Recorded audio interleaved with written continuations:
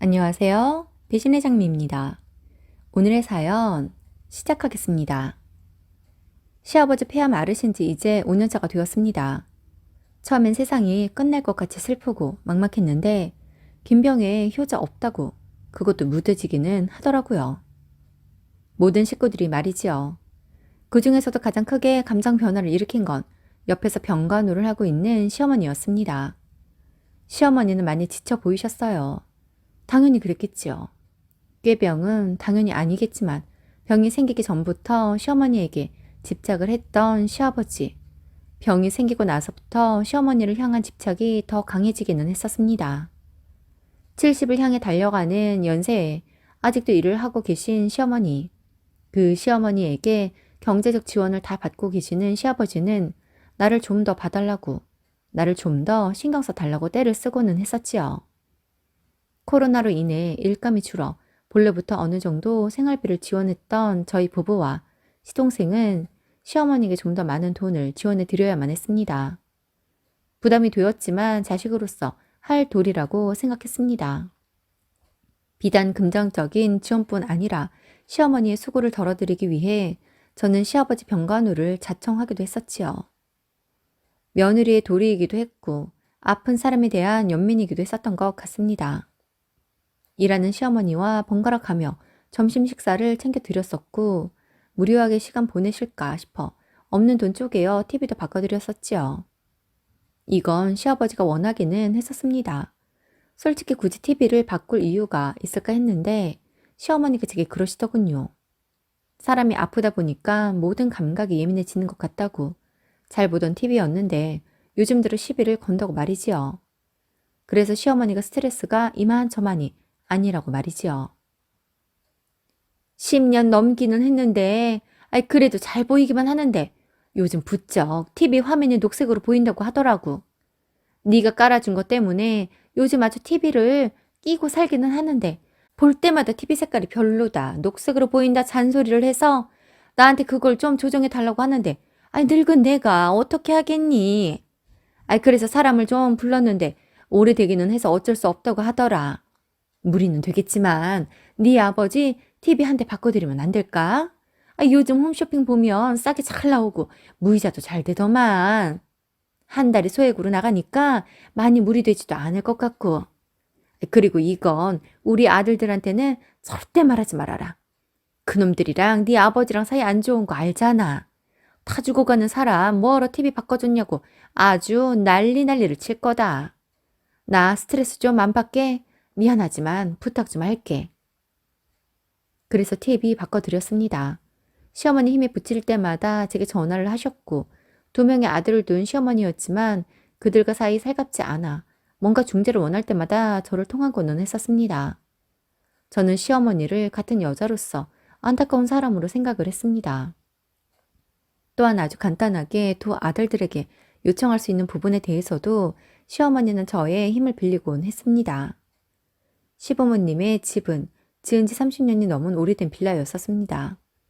거동이 불편해진 시아버지는 집에서 휠체어를 타고 다니는데 요즘 집 같은 경우엔 문지방이 없지만 오래된 빌라라 시부모님 집은 문지방이 존재했었거든요. 문지방 때문에 휠체어를 끌고 다니기가 힘들기도 했고 어떤 문지방은 제대로 붙어 있지 않고 덜렁덜렁 떨어져서 너무 불편하다고 그걸 좀 떼어내자고 저를 부르시더군요. 남자의 힘이라면 아마 더 쉽게 그 문지방을 제거했을지도 모릅니다. 여자의 힘으로 어떻게든 그 문지방을 떼어내 보려고 안간힘을 쓰는데 그날따라 너무 몸이 힘들더라고요. 그래서 시어머니에게 그랬습니다. 기분 나쁘게 이야기를 한 것도 아니었고 앞으로는 그렇게 하면 어떻겠냐는 식으로 말입니다.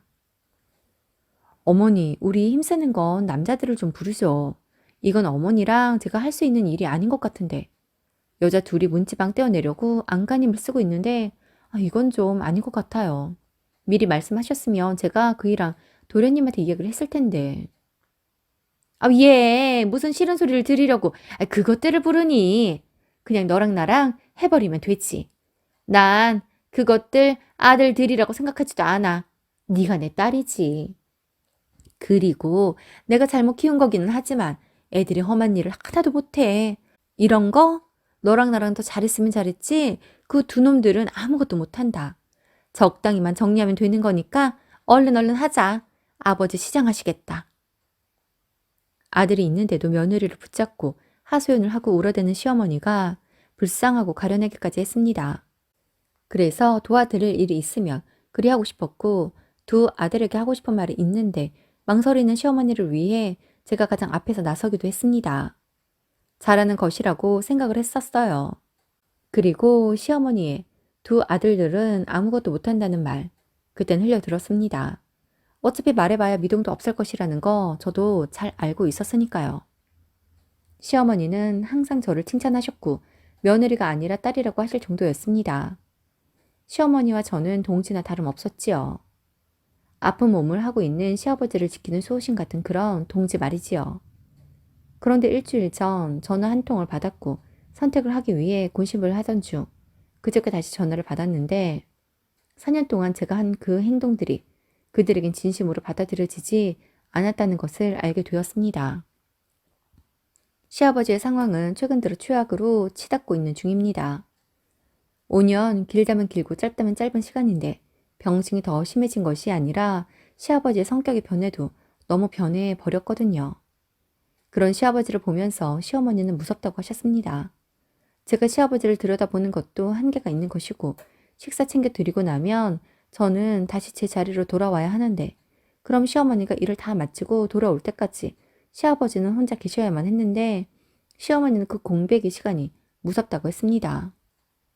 혹시나 혼자 있을 때 무슨 일이 생기는 건 아닌가 하고 우려가 된다고 말이지요. 그래서 시어머니는 제게 한 가지 부탁을 하셨습니다. 2가지 안을 주셨는데 제게 선택을 좀 해달라고 제 결정을 바란다고 그리 말씀을 하시더군요. 첫 번째 안은 제가 시댁에 아예 머무르는 것이었고 2번째 안은 시어머니가 일을 관두고 아예 시아버지를 지키겠다는 거였습니다. 아니 네 시아버지 성격이 점점 더 고약해진다. 내가 속이 말이 아니야. 혼자 있다가 이상한 짓이라도 할까 싶어. 내가 일을 하다가도 그 생각 때문에 제대로 일도 할 수가 없어. 어쩜 좋냐. 저도 그이한테 대략 말을 해놓았는데요. 지금 아버님 상황, 어머님이 그이나 도련님 불러 앉혀놓고 말을 해야 되지 않을까 싶어요.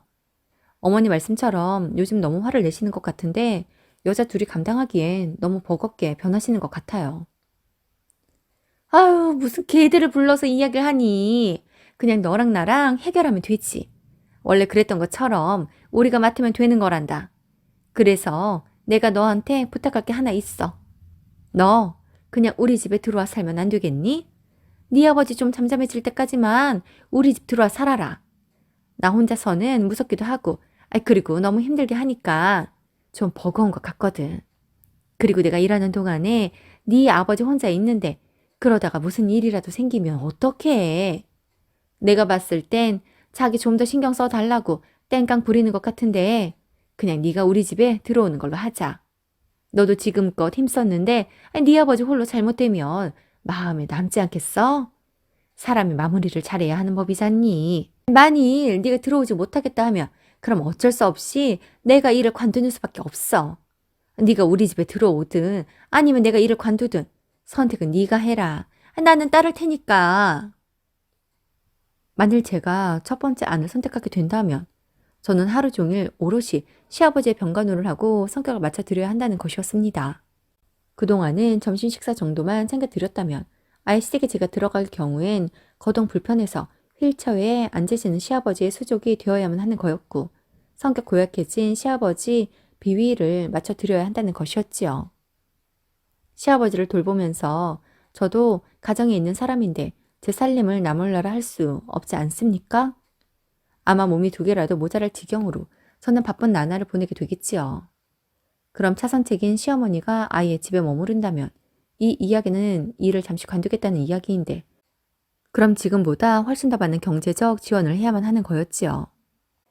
2가지 다 제게는 결정짓기 힘든 사안이었습니다. 시어머니 입장 충분히 이해는 가지만 이렇게 힘이 든데 아직도 2 아들에게 일절 거론을 못하는 시어머니가 이해가 되지를 않았습니다. 아들들이 그렇게 불편한가? 그렇게 말하기 힘든 건가? 고민이 되었고 그동안은 시아버지 일을 남편에게 거론하지 않았지만 저는 어쩔 수 없이 남편과 시동생에게 말을 할 수밖에 없었습니다. 지금 시어머니가 이런 안을 줬다. 이제는 다들 준비를 해야 할 것 같고 시아버지의 감정 어떤지 자세히 알 수는 없지만 그래도 이제는 두 아들이 움직여야 할 때인 것 같다 말했지요. 그런데 남편과 시동생 자식이 아닌 것도 아닌데 너무 나 몰라라 하더군요. 그래요, 형수님. 남자들이 뭘 하겠습니까? 돌봐드리는 건 여자인 며느리가 해야죠. 그리고 아버지, 저희가 눈앞에 얼쩡대면 더 신경 쓰이실 거예요. 가뜩이나 얼굴 보면 저한테는 결혼 언제 하냐고 잔소리 하시는 양반인데, 아우, 저 싫습니다. 형한테도 마찬가지로 애 언제 갖냐고 잔소리 하실 겁니다. 아버지 성질 더 건드리는 거라고요. 그냥 형수님이 그동안 하셨으니까 마지막에도 수고 좀 해주세요. 어머니 일 관두면 아유 그럼 돈을 더 들여야 하는 건데 그냥 우리 몸으로 때우죠. 지금도 돈 많이 들어가는데 만약 어머니 일 관두시면 돈 더 들여야 하는 건데 그럼 완전히 우리한테 경제적으로 책임지라는 거 아니야? 아휴 지금도 기둥뿌리 뽑힐 지경인데 형수님이 이왕 시작하신 거 더 고생 좀 해주세요. 이게 아들들입니까? 자기들 아버지 상황 정말 좋지 않다. 여자들이 감당하기엔 좀 힘이 든다. 그렇게 말을 했는데도 아들이란 것들이 저리 천하태평이라는 것이 이해가 가십니까? 몸으로 때우자 하다니요. 지들 몸 아니고 제 몸이니까 저리 편안하게 말하는 것 아니겠어요? 순간 너무 화가 나더라고요. 무관심한 그들에게 화가 났고 모든 걸 다 제게 떠안겨버리는 무책임한 태도에 너무너무 성질이 났습니다. 화가 난 이유는 바로 그거겠지요. 긴 병에 회자 없는 법이니까. 저도 지친 건 사실이었고 저도 좀 나누고자 했던 것은 사실이었으니까요. 그래서 따끔하게 싫은 소리도 좀 했습니다. 저도 힘들고 지금은 저나 시어머니 힘으로 해결될 일이 아니라고 말이지요. 아들 둘이 힘이 필요할 때라고 책임감을 가지고 좀 움직여 달라고 했습니다. 남편과 시동생에게 따끔하게 일침을 가한 그 다음 날 저는 시어머니에게 전화를 받았습니다. 시어머니는 제게 서운하다 했습니다. 저와 같은 배를 탔다고 생각을 했었는데 저 또한 당신 아들들과 똑같이 매정한 사람들이었다고 정말 나무라더군요. 대답을 하라고 했더니 애들한테 말했니? 왜? 지쳤어? 힘들어? 아, 네가 나보다 더 힘들겠니? 그깟 점심 챙길 것밖에 더 있어. 나는 이 일을 하면서 같이 살면서 돌봤다. 내가 그 정도 했으면 이제 네가 좀 해야 하는 거 아니야? 아니면 나를 일을 관두게 해주던지 네가 더 일을 해서 나를 지원을 해주던지 우리끼리 해결하자고 내가 그렇게 말했건만 결국 애들한테 말해서 내가 걔들한테 한 소리 듣게 만드니? 어머니가 지친 만큼 저도 지쳤고 어머니가 무서운 만큼 저도 무서워요. 그리고 그 지경까지 갔으면 그럼 자식들이 나서기는 해야죠. 왜 제게만 그리고 어머니 본인에게만 희생을 강요하시나요? 어머니 죄송하지만 저는 자식이 아니라 며느리일 뿐이에요. 그리고 그만하겠다라는 것이 아니라 다 같이 움직이자는 거잖아요. 그게 그렇게 잘못된 건가요? 제가 이렇게까지 어머니한테 혼이 날 일을 한 거예요? 무책임하고 방관하고 있는 어머니, 아들들이 잘못한 거죠. 제가 잘못하는 게 아니라. 긴 병에 효자 없다더니 네가 딱 그 짝이구나. 그래 됐다. 그럼 우리 애들 다 들어오라고 할게. 그럼 네가 나가서 돈 벌고 우리 먹여 살려라. 그럼 되었니? 그렇게 하면 네가 속이 편하겠어? 너는 우리 집 자식 아니니까 오지 말고 나가서 돈 벌어오라고. 이 사실을 네 아버지가 알면 얼마나 속이 상하겠니? 자기를 버린다고 얼마나 서운해 하겠냐고. 자식 복 없는 사람이 며느리 복도 없구만. 박복해. 이 인생이 참 박복해. 사람이 시작을 했으면 매듭을 지어야지. 어떻게 지 혼자만 내 빼라고 술을 쓴대? 내가 너를 잘못 봤구나. 그동안 그냥 착한 척한 거였어. 너도 아들놈들처럼 나는 아버지를 무시하고 있었던 거야. 내가 이걸 이제야 깨닫다니. 필요 없다. 이제 너는 필요 없다고! 저는 정말 진심이었습니다. 시어머니 안쓰럽게 생각해서 병간호 자청한 거 정말 진심 또 진심이었습니다. 아무것도 안 하고 방치하고 있는 당신 자식들에겐 말도 못하면서 그냥 포기했다. 걔들은 못한다. 걔들은 신경 안 쓴다. 걔들한테 말하면 욕만 먹는다 했으면서 그동안 고생한 제게는 저리 모질게 말을 하다니요. 서운하더군요. 서운을 넘어서서 뻘짓한 것 같았습니다. 제가 왜 욕을 먹어야 하는 건지 모르겠어요. 어머니, 제가 진심이라고 해도 믿어주지 않으실 거죠? 그래요. 그럼 그런 사람이라고 생각하세요. 저야말로 어머니를 잘못 본 것 같은데요. 저 그동안 최선 다했어요. 어머니 인생 가련해서 같은 길을 가는 사람이라고 생각했다고요. 그런데 이제 보니 어머니는 그냥 저를 보호사 정도로만 생각했던 것 같은데요. 보호사면 돈이라도 받죠. 무료로 그동안 고생했는데 돌아오는 것이 저에 대한 비난이라면 저도 이제는 무관심으로 일관하겠습니다. 제가 무관심으로 나가면 어머니 아들들이 나설지도 모르겠네요. 아니면 도련님 말처럼 제 몸으로 때웠으니까 자기들은 안 해도 된다 생각을 했었나 본데 제가 빠지면 자기들도 좀 나서겠죠? 적어도 아들들이라면 그렇게 하겠죠. 아버님의 삶이 끝으로 치닫고 있는 요즘, 전 저와 남편과의 관계도 끝으로 치닫고 있다고 느끼고 있습니다. 남편은 어떤지 몰라도 적어도 저는 그렇습니다. 너무 힘들어요. 정말 너무 힘이 듭니다. 자신의 아들에게 이야기하지도 못하고 제게만 의지하는 어머님이 너무 힘이 들어요.